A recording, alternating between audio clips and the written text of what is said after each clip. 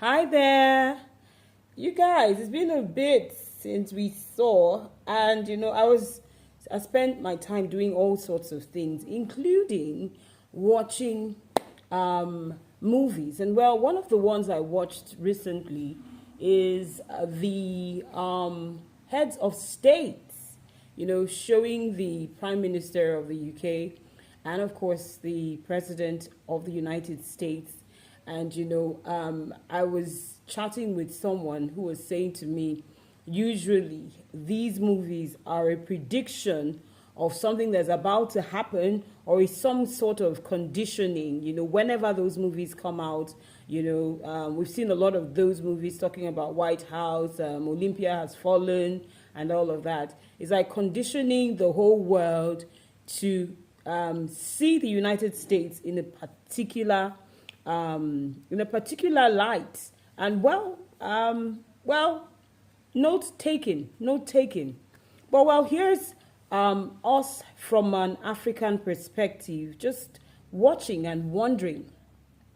Before I say anything, I'll just say that in war, all things, or in love and in war, all things are supposed to be fair. But in this particular situation,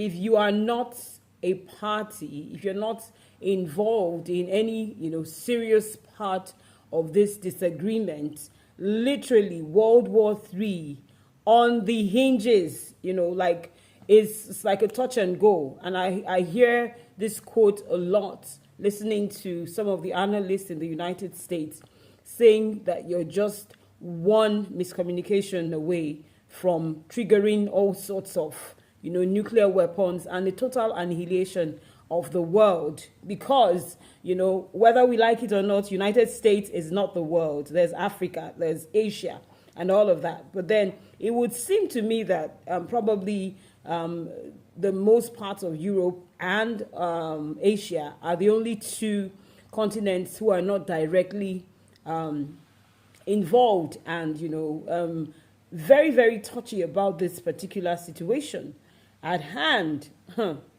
What we see from, a third party, from a bird's eye view, is a lot of people saying, don't do, but going ahead to do. Yes, we're seeing a lot of double speak, a lot of semi-hypocrisy. You're saying I shouldn't do this, and you're going ahead to do it. You have nuclear weapons, I don't have nuclear weapons, and I decide to get my nuclear weapons, and then you're upset about it. We're seeing situations where people are saying don't align or don't be an ally with this particular country, and going ahead to go behind. Everybody seems to have a very, very selfish vested interest, and they're playing it out. But it's really, really, in summary, a survival for the fittest. Who has the most nuclear weapons, blow them into the air, blow them into smithereens, and whatever is left of the world can go on for all we care.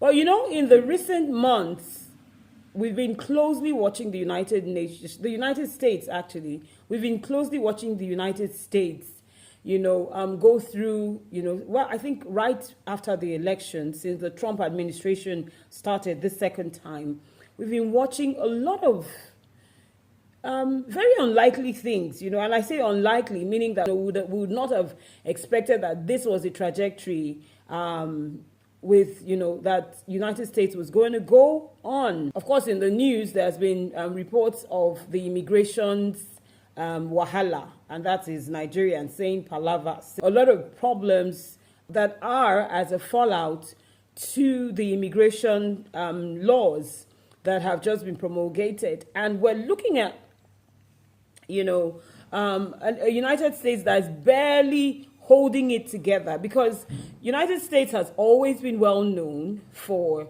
immigrants coming in, and it was like the largest conglomeration of immigrants from all over the world. But then, of course, this is the precise reason why Donald Trump probably was saying no longer, no longer, we cannot take in any more immigrants. And well, even the people who are here, they have to go. They just have to go. We have to legally find a way of reducing the population of immigrants. And well, we've seen some extreme, cases, videos of people just being lifted from the streets, being literally kidnapped on the roads, and that is so shocking. I mean, for those of us who always looked at the United States, as a human rights sacred temple before this time, to just pick someone from the road without asking questions,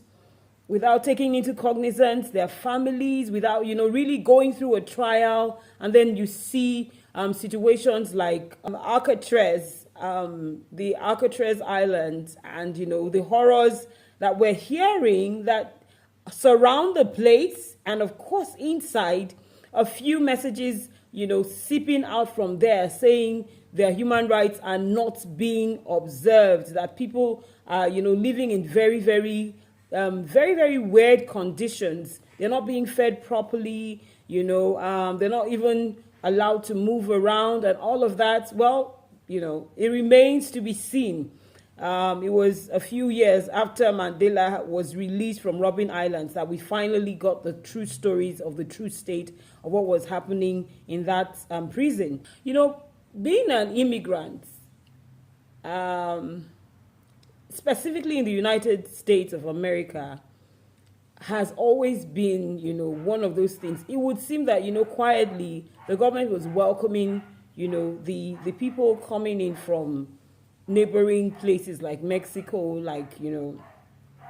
and the rest of them. The treatment that, we're hearing that they are being given is subhuman. Is not, is not something that anyone would look forward to. But well, that's by the way. I've come to give a bird's eye view of how United States of America is being viewed by, Africans, by the Asians, and well, if you're not directly involved in the war. So there is Iran and purported supporters like Russia, China, and I'm saying this very, very carefully, North Korea. So there's these countries and their own supporters on this side. And of course, you have the United States, the United Kingdom, and of course, their allies talking about specifically Israel. It would seem that the United States has some vested interest in Israel, and very, very clearly, it could be that because they are the Holy Land, or but we can see obviously that there is some kind of brotherhood or severe business partnership going on between Donald Trump and Bibi Netanyahu. Anyway, we're watching. So there's been Israel, seemingly being the aggressor in the Middle East, and you're seeing them, with other countries, especially Iran in this case. And well, of course, there was the bombing of Iran by Israel. So Israel threw did a lot of damage to Iran, and while Iran was trying to retaliate, they ran behind their big brother America, and I was listening to the news that day when we heard that Donald Trump had just finished a meeting in Israel and he was rushing back, and he seemed like he was very, very impatient, very angry. So we all knew that something was about to go down. Little did we know, in less than 48 hours, that some of the biggest nuclear facilities in Iran, whether they were being put together or whether they were already completed, but that whatever thing they had put together in the past 30 years concerning nuclear weapons was totally obliterated by the United States, dropping a nuclear bomb on them. And well, not the city of Iran, not the people, not the general population, But it was clear that they had hit them hard. Not only they had hit them hard, not only had they lost a lot of nuclear weapons and the makings of a nuclear weapon, but then they also outrightly lost some of the top generals, that are in the Iranian army. And a few days later, you saw the whole of Iran on the streets protesting, saying even though they were not, totally in support of their government before this time, that this was a strike too hard. It was a breach in their sovereignty, that they were going to retaliate. And well, hear the word, save it, retaliate. And I'm like, retaliate? They're going to retaliate to who? To the United States. Wow, that sounds like a cockroach waving its third finger at a chicken. It still at this particular moment sounds unbelievable. I mean, Iran retaliates to the United States, but then please don't go anywhere. Still pay attention. My take or our take from our bird's eye view is, how on earth is this going to happen? But then, there's something about human nature. You have someone who supposedly is bigger than you, maybe the class bully. I'm just saying this, using this as an example. Maybe the class bully, is poking his fingers at you, snatching your lunch, taking away your lunch money, pushing you aside and pushing you on the ground in front of the girls and all of that. And then you go home and you have this other brother or you have this other person at home who maybe has some training in martial arts. And right now, there is we are assuming that there is some kind of training in martial arts that's going on. And then we can't wait for after school when the school resumes, because the big bully is about to maybe not be beaten up, but maybe he would need to engage, because even though it would seem that there is a ceasefire right now and both Iran and Israel and all the parties have gone to sleep, there is some serious unease, right around the corner. Anyway, my bird's eye view, and well, this was in a conversation with a few friends of mine, saying America is not really, this is not really the best time for America to be the aggressor, because there's a lot going on in America. Even it would seem like the gods are upset because the weather, New Mexico, Texas, there are floods, the tornadoes reported in the past few days, and a lot going on. Of course, the immigration thing is making sure that there is no rest. And even, the Yankees themselves, the real whites, the real Americans, are not very, very much in agreement with the way the immigrants are being treated. The black community is trying to keep its nose out of trouble, saying you brought this upon yourself. But well, whatever the case may be, America is the home of human rights. So how on earth is this happening right in broad daylight? It's shocking, honestly. Across the globe, we're watching and, well. There's also the advent of, AI. There's supposed to be a seeming takeover of artificial intelligence, robotics in a very, very short time. So you see the job opportunities and so many things, it would seem, are about to be totally interrupted. And the world seems to be oblivious, even though for the few people who are, paying attention, they are bracing themselves, wondering what next. Everybody is trying to get trained and, digging their heels to make sure that they are not left behind. And then right inside the fabric of the American politics, there is a very, very clear divide. There is actually things are falling apart. The center is not holding. You're seeing people like the mayor of New York saying that he doesn't want to be a part of a lot of things that are going on. And well, some of the states threatening to, stand on their own. And this has been the case from the beginning of the Trump administration. Well, I have no idea how Trump is sleeping.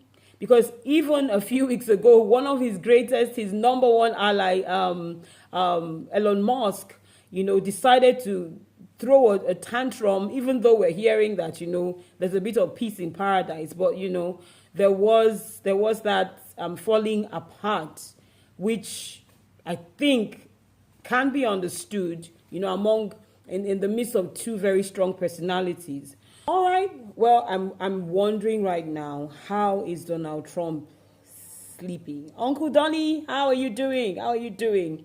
You're holding up. All right. Well, some of your people are saying you need to communicate a bit better. You need,